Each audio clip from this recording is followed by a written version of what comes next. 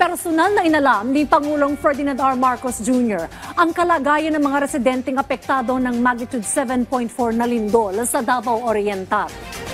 Bukod sa evacuation center, in-inspection din ng Pangulo ang pinsala sa District Hospital ng Manay, Davao Oriental at ang mga paaralan.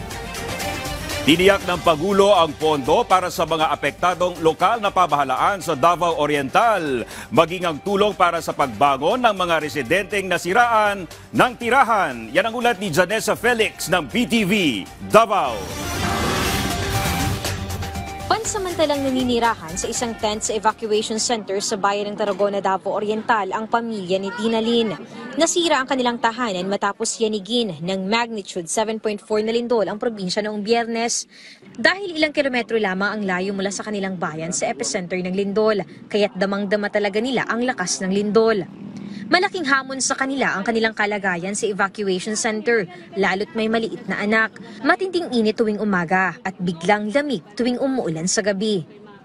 Ang hirap talaga kasi itong lupa na ito, may tubig talaga. So, kailangan may folding bed. Kasi kung wala kang folding bed, hindi ka talaga makatulog kasi ang sahig na ito, halos puno yan ng tubig. Sabado nang idineklara ang state of calamity ang buong bayan ng Tarragona, Davao Oriental matapos mapinsala ang 10 barangay sa malakas na lindol. 65 pamilya ang napalikas at nasa labas ng municipal hall na siyang nagsisilbing evacuation center. Meron tayong National Housing National Shelter Assistance Program under DSW, meron din pong MSAP. Ngayon po meron na si DSOD na intervention. Ito nga pong modular houses na itatayo right at the back of the municipal building to cater temporarily those that are affected by earthquake. Yun pong totally damaged na mga bahay. Personal na binisita ni Pangulong Ferdinand R. Marcos Jr. ang probinsya ng Davao Oriental ngayong araw para malaman ang kalagayan ng mga apektadong residente at mabatid kung ano ba ang mga tulong na kanilang kinakailangan. Nakipagpulong din ang Pangulo kasama ang kanyang mga cabinet secretaries sa mga opisyal ng probinsya ng Davao Oriental at sa mga local government units. Target naman na maglagay ng mga modular housing shelter, imbis na tent upang mas maging komportable ang mga displaced residents ng Tarragona. May nakalaan ding 50 million pesos na budget mula sa tanggapan ng Pangulo na ipapamahagi sa mga apektadong LGU sa Davao Oriental. Nagbigay din ng cash assistance lalo na sa mga pamilyang nasira ang tahanan. The Office of the President will give 150,000 for each family that has lost completely yung talagang nasira ang kanilang tirahan.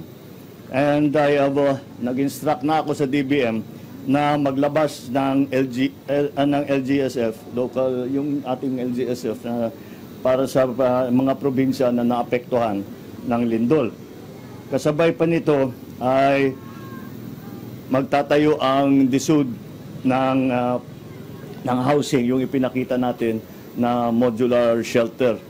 Yun ang ipapalit natin dito sa Tent City. Bukod sa Tarragona Evacuation Center, binisita rin ng Pangulo ang Manay District Hospital at Manay National High School upang masilip ang kalagayan nito. Iniutos ng Pangulo sa Department of Public Works and Highways o DPWH na agarang isailalim sa repair ang mga istrukturang may minor damages. Kasunod ang direktiba sa Department of Budget and Management na maglabas ng Local Government Support Fund upang makatulong sa pagbangon ng mga apektadong LGU. Janessa Felix para sa Pambansang TV sa Bagong Pilipinas.